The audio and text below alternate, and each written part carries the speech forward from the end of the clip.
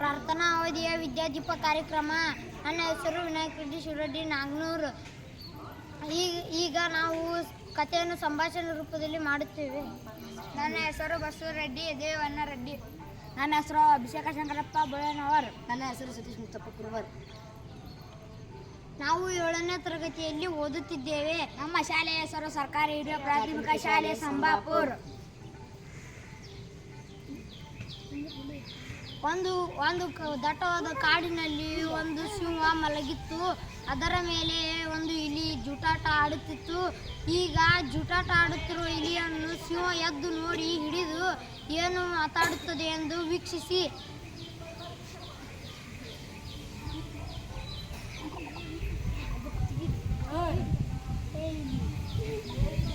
ನನ್ನ ಮೇಲೆ ಅಡ್ಡಾಡುವಷ್ಟು ಧೈರ್ಯ ಬಂದಿದೆ. ಇಲ್ಲ ಪ್ರಭು.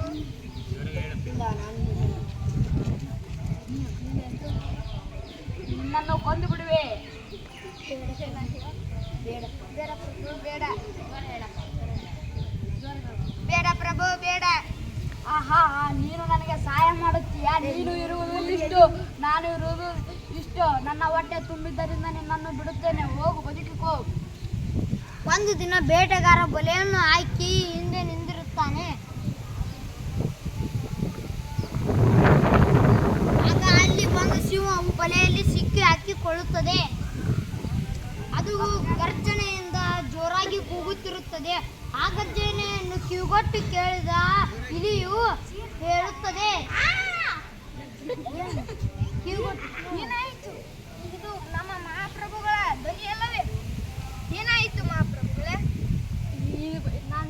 ನಾನು ಬಲೆಯಲ್ಲಿ ಸಿಕ್ಕಿಕೊಂಡಿದ್ದೇನೆ. ಹೌದಾ? ನಾನು ಬಿಡಿಸುತ್ತೇನೆ. ನೀನು ಬಂದು ಬೇಡ ನೀನು ಬೇರೆಯವರಿಗೆ ಸಹಾಯ ಮಾಡು. ಇಲ್ಲ ಮಹಾಪ್ರಭುಗಳೇ, ನನ್ನ 2 ಚೂಪಾಲಗಳಿಂದ ಬಿಡಿಸುತ್ತೇನೆ ಹಗ್ಗವನ್ನು ಕಡಿದು.